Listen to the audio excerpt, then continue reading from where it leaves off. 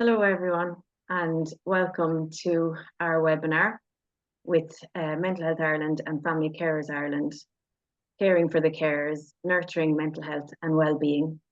And I'm delighted to be partnering with Family Carers Ireland and welcome Anna. Thanks, Fiona. So I'm Anna Dishoon. I work with Family Carers Ireland. I'm a psychotherapist and I lead our National Counselling Service. Thanks, Anna. And I'm Gina Delaney and I'm Development Officer with Mental Health Ireland. So we're delighted that you've joined us, and this is going to be one of a series of events that are taking place for the month of October, and the 10th of October marked World Mental Health Day. So we invite you to take a look at our website and mentalhealthireland.ie, and you can have a look there at all the different events that are taking place on our special page for World Mental Health Month. And then just to let you know a little bit about Mental Health Ireland. So Mental Health Ireland are the longest running national mental health charity in Ireland, established in 1966. So a big birthday coming up next year. And our mission is to educate, empower and connect communities, creating a culture where everyone is treated with respect and supported, especially when our mental health is challenged. Okay. And Family Carers Ireland are the national charity who support Ireland's approximately 500,000 family carers. And family carers are people who care for loved ones, such as children or adults with additional needs, perhaps older people, people with palliative care needs, those living with chronic illness or mental health challenges. And really, I suppose family carers come from all walks of life. Here are some statistics of what we know about family carers. And it's important to recognize some carers will be juggling work, as in paid employment, those responsibilities, as well as their caring responsibilities. But we know that family carers deliver around 19 million hours of unpaid care every week, which saves the state approximately 20 billion a year.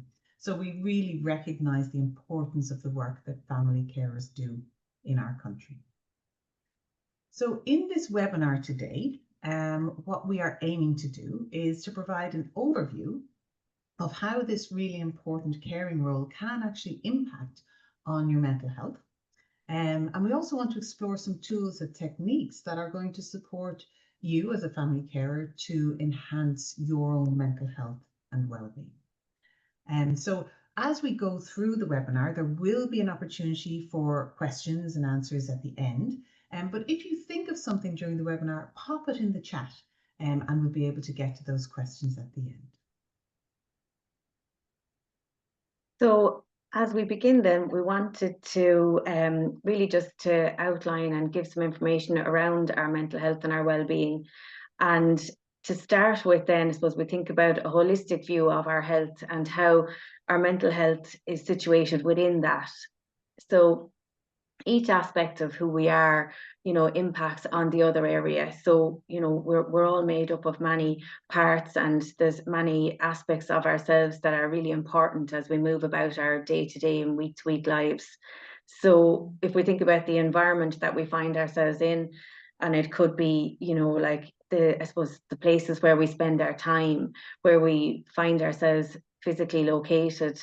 If we have a nice view of our garden from our seat, or if we're looking at a building site, there's just a simple example of how our environment can impact on it, on our mental health and on our overall health.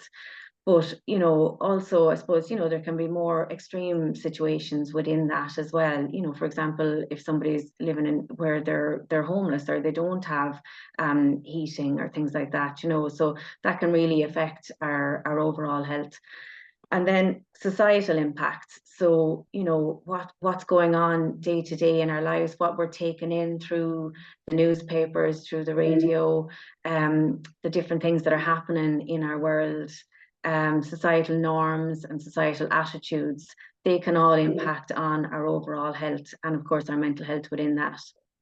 So then if you see the inside circle, then these are different, I suppose, aspects of who we are and what's important in our lives. You could break it down in many different ways, but here's 6 different aspects of who we are. And you know, they all impact on us in different ways. So, you know, if I take physical, for example, you know, we might be in full physical health, and that can be, you know, a really great starting place to, you know, feel that we can be open to all the other aspects of who we are. But if we're not in great physical health, having access to health care is, you know, a really important part of being able to look after our overall health. And of course, our mental health within that. And then emotionally, I suppose being able to understand our feelings and being able to process them and to do something with our feelings, you know, that's something I think that, you know, most of us are still learning that, you know, no matter what place we are, whatever age or stage we're at in our lives, we still have a lot, you know, to learn about how we cope as human beings. And then I suppose today our focus is going to be on our mental health. So I'm going to go into that in more detail now with the definition that we have here. So this is Mental Health Ireland's definition of mental health. So mental health is an essential part of being human and of our overall well-being. So it helps us to handle everyday stress, to find purpose and meaning in our lives, to learn new things, to build good relationships, and deal with challenges in a healthy way. It also plays a big role in helping people, families, and communities to thrive. So hopefully you can see kind of, you know, kind of where your mental health would fit within that definition. But a helpful way of looking at mental health is to breaking it down into the mental health 1, 2, 3. So looking at, first of all, the relationship that you have with yourself. And sometimes we don't even think about these things, you know, but we all kind of have that relationship with ourselves. You might see it in the way that you talk to yourself if you're having a stressful time, for example. Do you talk to yourself like you would talk to a friend? Or do you maybe kind of start giving out to yourself and say, oh, I should be able to do this better? So our confidence and our self-esteem can play a big part in that. And you know, we all have, there's different things that we can do for our confidence and for our self-esteem, and that will help to build on and improve the relationship that we have with ourselves. And that can change, you know, from different, like, you know, if we're going through a particularly stressful time, sometimes we might be a little bit hard on ourselves, and we can work on that. And then our relationship that we have with others, and having more or less positive social interactions and communications, because this is real life. Not everything is going to be perfect. And when we move beyond ourselves, we don't have control. You know, like say how other people show up in our interactions is outside of our control. We can only control how we turn up to our interactions. And again, there's things that we can do about that as well, you know, such as kind of learning to have, you know, good communication skills, learning to be able to put boundaries in place with people who may not bring out the best in us. And again, when we work on number 1, we're going to improve number 2 as well. So working on ourselves, we can have better relationships with others. And then finally, the third part is our ability to be able to cope with life's demands, and more or less using healthy coping mechanisms. Because again, this is real life, you know, and no judgment here. We have to bring a lot of compassion into how we cope with life's demands. But if we can mainly look at what are those healthy coping mechanisms and bring in more and more of those when we're coping with difficult times in our life, I suppose that's where you feel the best, and that's how your mental health improves. So hopefully that's a helpful way of looking at it. And again, there's a lot of control of what we can do within the 1, 2, 3 there. So then, before we move on to, I suppose, the how our mental health and our well-being is impacted by our caring roles, is to look at the definition of well-being. So well-being is present when a person realizes their potential, is resilient in dealing with the normal stresses of life, and takes care of their physical well-being, and has a sense of purpose, connection, and belonging to a wider community. So it's a fluid way of being, and it needs nurturing throughout life. And I like that last part where it says, you know, it's a fluid way of being, because again, it puts the control back in my hands, that there are things that I can do to look after my well-being. And that's really a lot of what we're going to be talking about there today. And Anna will be taking us through a lot of really helpful tools. Brilliant. Thanks, Gina. So I suppose one of the first things to look at is how the caring role can impact on the carer's mental health and well-being. So what we know is that caring for another person, it can be really, really rewarding and enriching, as well as being very difficult and demanding. So those two things can be present at the same time. It's important, I think, to sort of recognize and acknowledge that few carers actually choose their caring role. Okay, caring often is created through circumstance. So either it's a diagnosis or something happens, but generally something happens in the environment and somebody now requires care. Okay, so it's something that the carer has been asked to adapt to. What we know from our own research in Family Carers Ireland is that family carers actually report significantly higher levels of diagnosed depression and anxiety than the general population. Okay, so we know that caring, particularly where a person is caring without the appropriate and required supports, it can impact negatively on the person's mental health. So when we think about what is involved in the caring role, we can begin to see how this might happen. Okay, so a lot of carers, have the experience of having to fight for services that their cared for person need and are entitled to, but they just have to navigate the system and then sort of advocate and demand for those services to be put in place. We know, Gina was talking there about, how our physical health is related to our mental health and well-being. And of course, the caring role often has a lot of physical demands. When you have somebody who requires care, often there's a lot of, movement and transitions that the person requires care with, and that can take an actual physical toll on the carer. As well as that physical toll, there's a mental and emotional load. And, part of the mental load is even just trying to keep up with all the different appointments that for you as a carer and for the person that you're caring for, and perhaps for other people in the family as well. And the emotional reality of what you are dealing with every day. Grief is often very much part of the caring experience. Either, as we mentioned, caring often comes about through a new set of circumstances, and therefore, an expected future might have to be let go of. Perhaps, you were looking forward to a particular retirement, and now a diagnosis has changed what those retirement years are going to look like. Yeah. So grief is often very much part and parcel of that caring journey. And we have to recognize as well complex family relationships. Sometimes there's a complexity in the relationship before a caring role ever emerged. Um, and sometimes those complexities emerge through the caring journey, okay? Where you've got perhaps one sibling stepping into taking on the main caring role, and that negotiation with other siblings. What does that mean? What is expected? How are other people going to help? And as I mentioned as well, many carers are juggling paid work as well as their caring role. So, when we look at some of those pieces, and that's just a really brief snapshot of some of the challenges that family carers will face on a daily basis, we recognize that there can be a lot of stress that is associated with caring.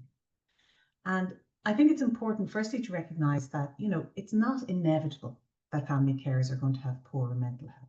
Okay. But we do recognize that these challenges can and at times will impact on that person's mental health and well-being. And I think it's really important as well to recognize that while there are, stressors that are inherent in caring, not all stress is bad. Okay. So before we begin to look at some of the tools that will allow us to manage those stressors and our stress response, we're going to just start by looking at what is stress? How do we understand stress? So the World Health Organization has said that stress can be defined as a state of worry or mental tension caused by a difficult situation. Okay. It's a natural human response. So it's not a faulty response. It's something we actually need in our lives. We need to be able to react to stressful situations. because it prompts us to address challenges and threats in our lives. Okay, so everyone experiences stress to some degree. And the really important bit there is that the way we respond to stress makes a really big difference to our overall well-being. And, it's really important, particularly, if you are in a caring situation, that caring situation may not be about to change. It may not be possible to change the reality of the caring role.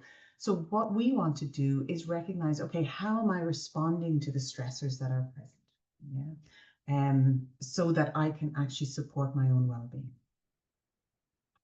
And like I mentioned, not all stress is bad.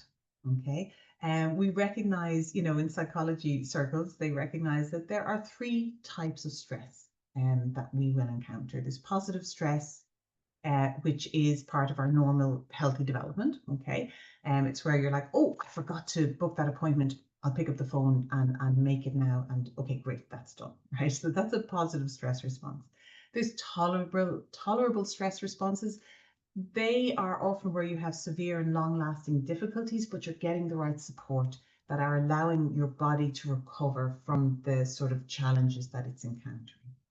And then there's the toxic stress response, and this can result from strong, frequent, or prolonged adversity. And this is the one where we begin to see maybe it's impacting on our functioning. Okay, it's impacting on how we're able to do the things we want to do. And we start seeing an increase in risk for stress-related disease. So we really want to manage that toxic stress response to a tolerable or a positive one. And the thing is that, there are stressors that are triggers for stress, and they're going to be unique and individual. Okay, something that's really stressful for me, someone else, it'll just roll off them. They won't bother them at all. Okay, so it's really recognizing that stressors and stress responses are very, very individual, that our stress response is going to reflect our current coping capacity. So if you have had a really bad night's sleep and you wake up and you're tired and you're irritable, your ability to cope with stress is going to be very much impacted. Okay. And we also know that stress responses reflect our own experience and knowledge. So how am I going to respond to this? What are the tools I have in my toolkit that might help me in this particular moment? Okay, so that's what we're really going to be looking at now for the next sort of 10, 15 minutes. How am I going to put a few more tools in my toolbox? Yeah, and what do those tools look like? Often we talk about self-care, okay? And I don't know if anyone's ever had this experience where you've just had a day when you're running around madly, you're trying to get everything done, you're trying to juggle a million and one things, and you hardly have time to take breath, and someone says, now look, someone really well-meaning says, be sure to look after yourself too. Now you have to look after yourself, and you feel like doing this, right? You're like, how am I meant to look after myself? I can't even take a breath. Okay. So sometimes self-care is kind of like a triggering word for people, particularly when there are a lot of demands that you're juggling. Okay. So I really wanted to acknowledge that and look at, okay, what do we actually mean when we say look after yourself? What does self-care look like? And self-care really, it's all about action. And some of those actions will be big and some of them will be small, right? So, taking the time to close the bathroom door and lock it probably and take a bath, that can be a really, really positive self-care action. But sometimes it just isn't time of the day to do that, okay? So sometimes self-care looks as small as taking a breath, just taking a single breath, okay? So in this workshop, what we're going to focus on are kind of self-care tools that can be used every day, okay? And it's important that if we can, we do create those boundaries so we get those breaks where we get to step back, whether it's time to take a bath or time to spend a day away, yeah? And that equally important are the little things that we do every day, those small little pieces that we use to nourish ourselves on a regular basis. So in this webinar, we're going to look at two things that help us shift our mindset, okay? Little things and self-compassion. We're going to look at a tool called 5-finger breathing, and then we're going to look at another tool called the nourishing and depleting checklist. Okay, and hopefully, even if one of these lands with you, okay, maybe you'll find all of them helpful. Maybe there'll be one that really you feel, do you know what, I think that's something I will actually be able to use on a day-to-day basis. So like we said, not only are stressors individual, but the things that nourish us, the things that support us, they're going to be really individual as well. So it's about kind of trying them out, seeing whether they land and how they land, and then choosing, is this something I'm going to put in my tool? So starting looking at mindset shifts. So this is going back to that idea we were talking about, that, you know, a really important part when we're understanding stress is understanding how we respond to stress. So Hamlet, you know, Shakespeare, he was a great man for naming things. So there's nothing either good or bad, but thinking makes it so. Okay, so how do we shift our thinking to support ourselves? And I mentioned there's two things we're going to look at. One is, how do we pay attention to the little things, and the other is self-compassion. So if we're going to start, I have a little exercise, and I hope it's going to work. So the first thing I'd like you to do, hopefully you have your phone next to you. Most people have their phone somewhere close by. Okay. If you have your phone, what I'm going to invite you to do is open it up and either look through your gallery, okay, of your photo images. I'm doing it here as well. Or if you're not someone who takes loads of photos with their phone, go on to Google and Google something that you know you like. Yeah, so whether that be sunflowers or polar bears or kittens or whatever it is, yeah. So take a few moments to find an image that's going to make you smile. Yeah. And then once you've found it, actually look at it. Just take a few moments to look at it, to absorb it, to feel that smile coming on your face. I'm looking at a toy that my daughter dressed up. That's what I'm looking at right now. So I've got my dog here, Anna. You've got your dog, brilliant. Yeah. You know, pause and just savor it just for a moment, right? Really small thing. So what we know is that when we actually pause and look at something that makes us smile, it actually boosts our serotonin. It changes how we feel, okay? And that is a really essential part in building our resilience, yeah? So just notice, what was it like to actually have a look, find something either, you know, in your gallery or on the internet that made you smile. And, you know, if you're techie, you might want to make a folder on your phone and put in a couple of those images. So you have a smile file. And if you're feeling stressed, or if you're just feeling, oh, I need a break, sure, I'm going to have a look at my smile file. And as you look through those images that are positive images for you, you probably won't have to do it intentionally. A smile will come on your face, and that actually begins to change your body chemistry. Okay, if you're really techie, I know some people who've made like reels, so the photos, like a 30-second reel where the photos go through and they've got a song they like. I'm not techie enough to do that, but I think it sounds lovely, so I thought I'd share it with you. Okay. Another thing that you can do each day is play a round of self-care bingo. Okay. Particularly, I love this self-care bingo, particularly on days when it feels like, you know, oh, I didn't get anything done today. Oh, I thought I'd get so much done and, you know, done nothing. And then you stop and go, well, actually, what did I do today? What did I achieve? Did I get dressed? Yay me, I did. You know what? I might have even had a shower as well. How fantastic. You know, did I let myself cry? Maybe I needed to do that. Maybe I actually got a chance to practice being mindful because I paused when I parked the car and I took 3 breaths. Yeah. So these little things are really important. And it's really important to remind ourselves that sometimes we haven't achieved that list of 550 things that we'd, you know, written for ourselves. But you know what? We stayed alive today, and that is a positive. Okay. And, you know, did I try something new? Everybody who has logged on to this webinar today, there you go. There's one of the things in your self-care bingo done, because you logged on here and you've tried something new. Okay. So these things, they are small, they're simple, but they can have a very big impact on how we are feeling within ourselves. Okay. The second piece I'm just going to touch on quite briefly is this idea of self-compassion. Okay.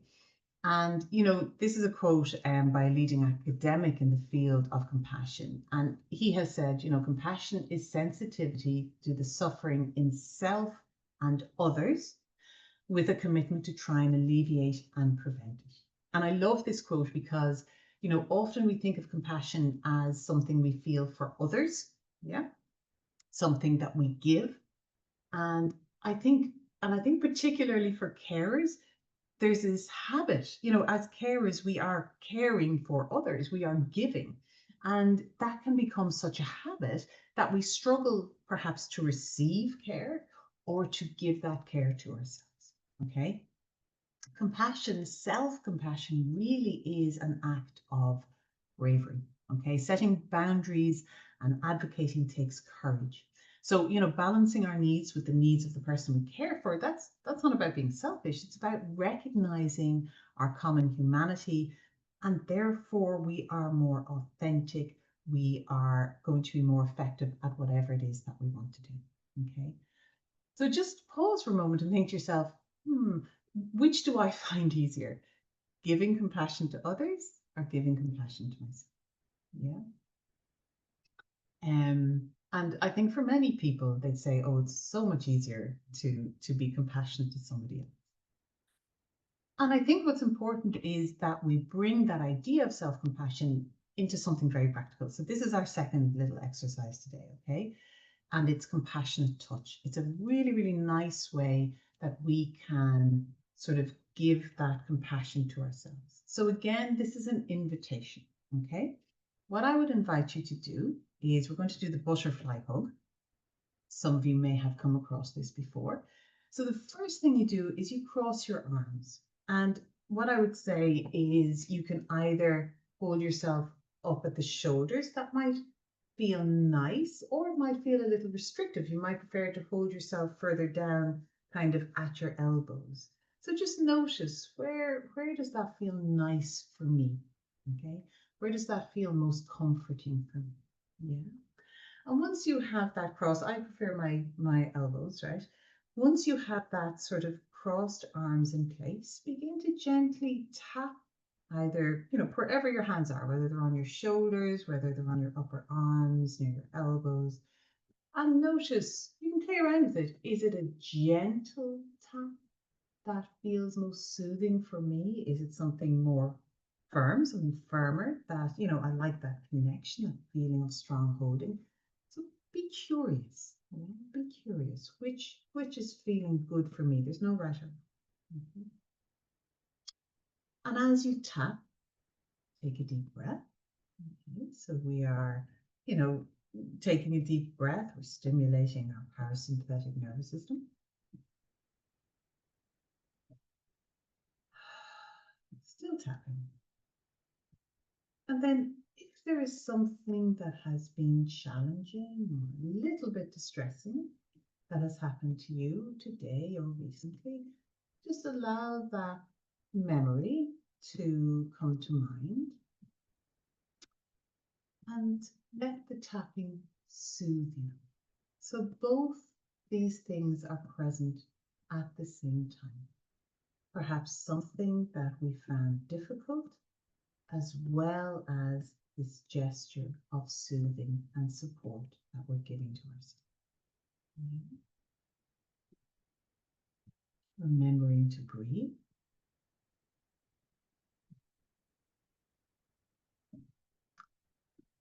And then just pausing, okay? And just holding yourself in this hug and noticing, how was that for me? How am I feeling now in this moment? And again, being curious, what was it like for me?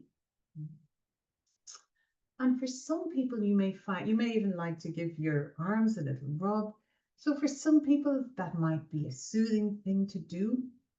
For others, it may not have been. There's loads of ways that we can use soothing, supportive touch for ourselves. Perhaps a hand on the heart if we feel ourselves being stressed or overwhelmed. Yeah. Cupping our hands, cupping our face in our hands, or even having one hand on the forehead and one on the back of the head. That's a very, very supportive touch for our nervous system. Okay. So when we're talking about self-compassion, one way that we see self-compassion in action is by soothing, supportive touch. Okay. So these are things that give us a moment for a mindset shift. I mentioned the breath there as we were talking, because breathing is one of the sort of most immediate avenues, I suppose, that we have to connect with our nervous system. Okay. And when we're stressed, our nervous system is activated, which is not a problem. That's an appropriate response. But what we want to be able to do is allow it then to deactivate again. Okay. So the movement to activation and back again is the one that's really important that we want. And the breath, because there are so many nerves that are connected to our diaphragm, and 80% of the communication between body and brain goes from the body to the brain, and only 20% goes from the brain to the body. So by working with the breath, working with the body, we are in fact, impacting very much on our stress response. Okay, so this is our third practice, something that I am going to invite you to do, that we'll do together to see, does this sit with me? How does this feel with me? Okay. So to do 5-finger breathing, it's quite handy because, you'll have your hand there, right? So what you want to do is, first of all, okay, which hand am I going to use? I like to hold up my left hand because I'm right-handed, okay? And what we'll be doing, I'm just ensure you can see me. What we'll be doing is taking maybe your forefinger, and again, maybe go up and down the side of the thumb first, and just notice which pressure feels best for me. Do I like it a little bit light? Do I like it a little bit more firm? Which feels good for me? Yeah. And then what we're going to do is inhale as you come up the thumb, and exhale as you go down the other side.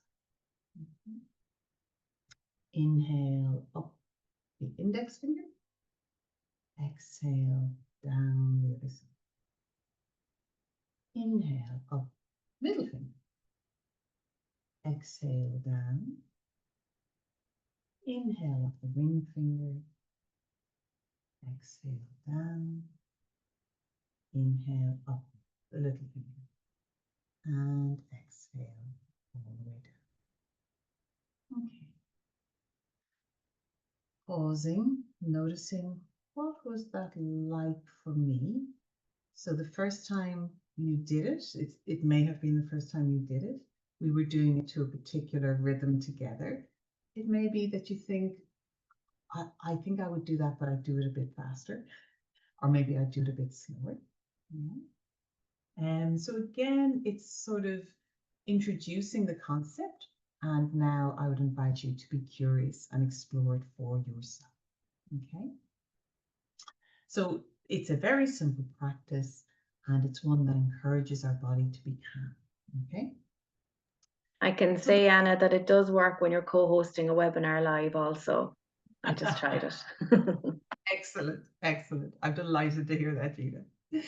And the last tool that I'm just going to introduce to you today is this idea of nourishing and depleting. Okay. And, I mentioned earlier, if you've had a bad night's sleep and you get up and something happens, your capacity to respond to the stressors is going to be different. It's going to be less. Yeah. So the more depleted our battery is, the more we will struggle to respond in either a positive or a tolerant way to the stressors that are present in our life. Okay. So when we recognize that, how, people often say, oh, my battery's pretty empty today, right? So we can recognize often when our batteries are drained, but then we have to begin to explore, what charges my battery? How am I going to make sure I have enough fuel in the tank to do the things that I want to do? And one of the ways of doing this is by thinking in ink, okay, by literally writing it down. And this is a very, very simple nourishing and depleting checklist. And literally, you're going to write down, you can do it on a day, a typical day. What are the things you're doing every day? And are those things nourishing you? Are they depleting you? Or are they just neutral? They're neither taking from your battery or giving to it. Yeah. And this is a really interesting exercise to do. And this checklist is actually going to be attached to the email that will be coming out after the webinar. So I'd encourage you, if you get a chance, to print it out. And, if you've got more ticks in the depleting than the nourishing, what is the inevitable outcome of that? You're going to be depleted at the end of the day. Yeah. So it's really a case of, okay, I may need to look at, putting some more nourishing things in there, whether that's doing a 5-finger breath, whether that's going and standing outside in my garden and listening to the birds, whatever it is.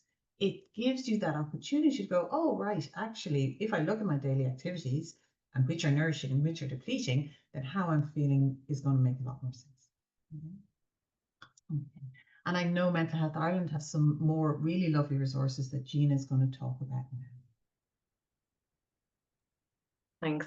So we've tried out a few now, and it's been lovely to try out some as well during that. And I certainly feel more at ease after the breathing. So thanks, Anna. And we're gonna just invite you to take a look at these ones. You can actually hover over that screen there, and it'll take you to where you can find these resources on the Mental Health Ireland website. But also, you'll receive an email after this. And when you go in on that link, actually, it'll bring you to a lot of different resources, and it'll bring you to the recordings of the other webinars that we had over the month of October. So there's some lots of nice, interesting things on there.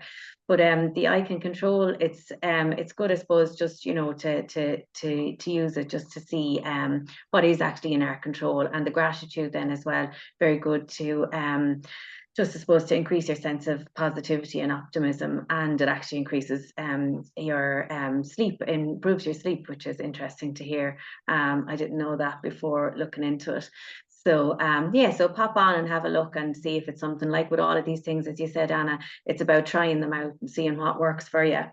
So the 5 ways to well-being then are, again, it's all down to research. Everything on here is to do with research. So the 5 ways to well-being was research carried out to see what actions can people take to improve their well-being.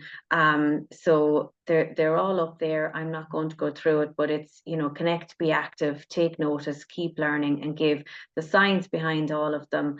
Sometimes it's nice just to know that, that it's not just somebody's, good idea. It's actually a good idea, but they actually work as well.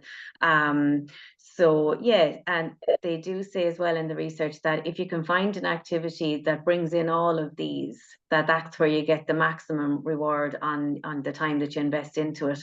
I asked that at a talk there recently, and one suggestion was being a member of your local sports club. I suppose, that's a good, because you're connecting with people, you're being active, you're taking notice while you're doing your activity, you're learning maybe new ways of improving your skills, and you're giving time to your club as well. So but obviously it can be anything. For me, it's going for a walk in the woods with a friend and bringing my dog as well. So it's different for all of us, and it depends on what our own abilities and lives are like. So finding things that work for us, because that's what it's all about really. If we're going to make any sort of commitment to our mental health and our well-being, we have to do it in a way that's meaningful for us. So yeah, it's about trying out different things, and you'll find the things that land well for you. So might just share then a little bit more from what Family Carers Ireland have to offer as well. Yeah. Absolutely, yeah. So again, in terms of, trying out things, and I know we have some resources, Mental Health Ireland have resources. So there's lots of different things that you will have the opportunity maybe to log on to and try out. I just wanted to mention we do have a resilience program coming up.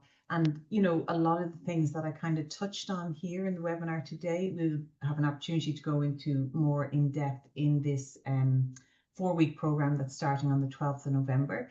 It's free for family carers, and the Eventbrite link to sign up to it will be in the email. And I need to mention our Family Carers Ireland website, which is familycarers.ie. We have lots and lots of different events, some online, some in person around the country. You can find details for your local support manager, who'll be able to signpost you and support you in different ways. And I mentioned that we have our counselling service, and there is how you will find out more about our counselling service. And finally, we do have a free phone care line if you want to pick up the phone and ask about anything related to caring. And those people who are working on our care line will do their very best to support you. And then some of the workshops coming up from Mental Health Ireland. So if you want to learn more about what I was touching on there around the 5 ways to wellbeing and more around mental health and wellbeing in general, that's the step 1.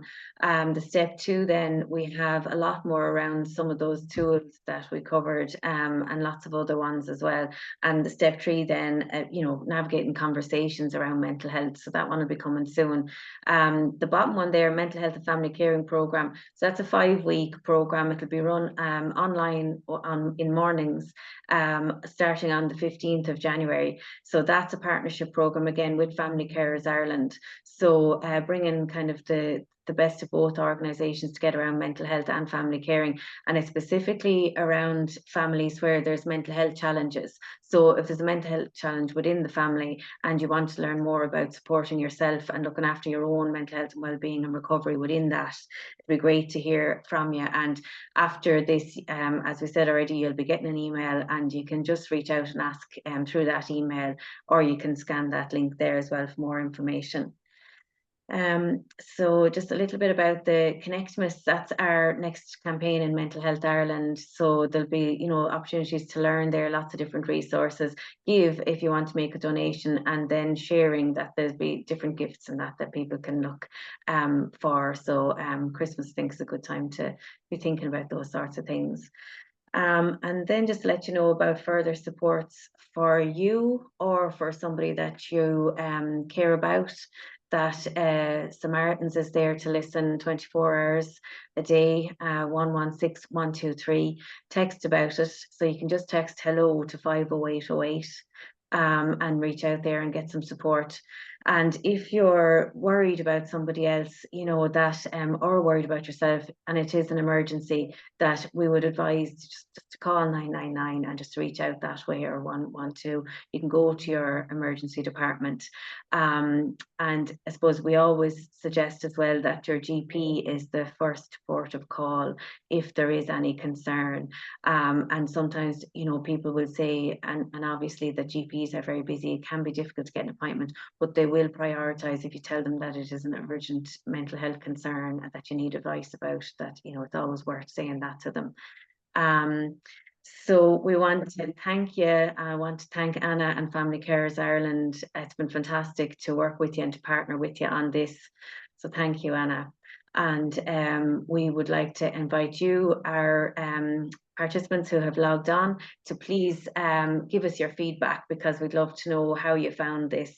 And just, I suppose, to invite you as well to seek in and get that support if you need it through Family Carers Ireland, through Mental Health Ireland, or through your GP, whoever it might be.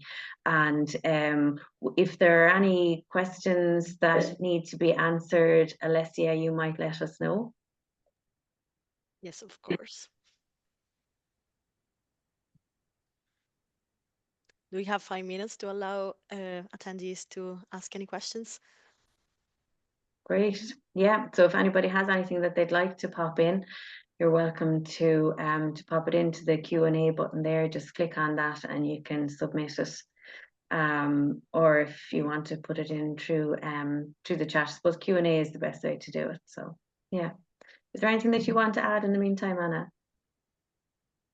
I suppose it's that piece. The program that we developed together, the one that's coming up in January, is such a fantastic program, and because one of the pieces, I think that there's always two pieces. Family carers are so focused on the person that they're caring for, and that it's often themselves that they forget about.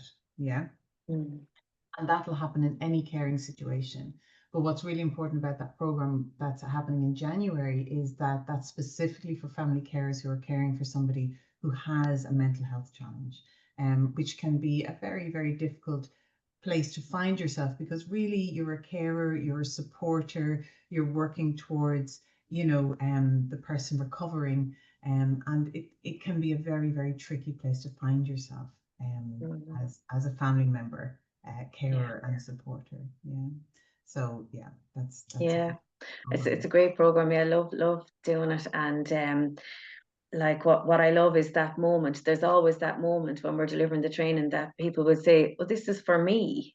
This is actually a space for me." And like, we often, all the feedback is always that it's so good to know that, people are not alone in that, because that's a great sense, isn't it, to know that I'm not alone in something, that there are other people out there. Yeah, that sense of peer support. Yeah. I We have a see a question. Oh, Oh, yeah, we sorry. have a question from Fiona. She's asking if there's a place where we can find more of these mindful exercises. Very good. Absolutely. And just a few places, Gina, you probably have loads of resources as well. I suppose one of the things is on, firstly, Family Carers Ireland website, and do you know what, I'll put that link in as well. We do have lots of lovely education training programs, and we have e-learning modules, and one of them is about self-care for family carers. One is on oh gosh, it's, I think, compassionate caring. And there's a good few of those kind of mindfulness exercises in those programs, and they're online. You can click on them, do them at your own pace. Beaumont Hospital, interestingly, have a lovely page on mindful exercises that they have recorded. And what I might do is pop that link over so that it goes out in the email as well. And then, sorry, the last one I'm going to mention is selfcompassion.org. So this is Kristen Neff's website. She's one of the leading researchers in mindful self-compassion, and she has quite a few nice sort of recordings that you can listen to for free on her website.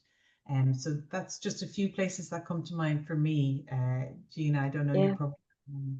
Yeah, no, well, just to say, I suppose, yeah, that on our website as well, that there are lots of those kind of exercises and different things, and that step through to training that I was saying, if people are interested in that, that we will go into more information about the different things that you can do and the tools that you can use as well. There's a lovely problem solving tool that is great, because sometimes, you can be kind of like dealing with a worry, and what do you do with it? Sometimes it's hard to know. So yeah, having that little tool to kind of go through the steps and how to solve it can be useful as well. So yeah.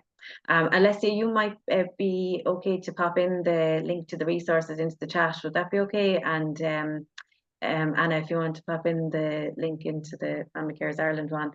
And we did have a query earlier just about the recording for this. So yeah, they will be put up as well on the website, and Family Carers Ireland will be sharing it as well, and we'll share online. And possibly, I'm not 100% sure, but if we can send it out in the email with the resources and the links, we'll do that as well. Yes, it will be sent. Oh, great. Absolutely. Any other questions?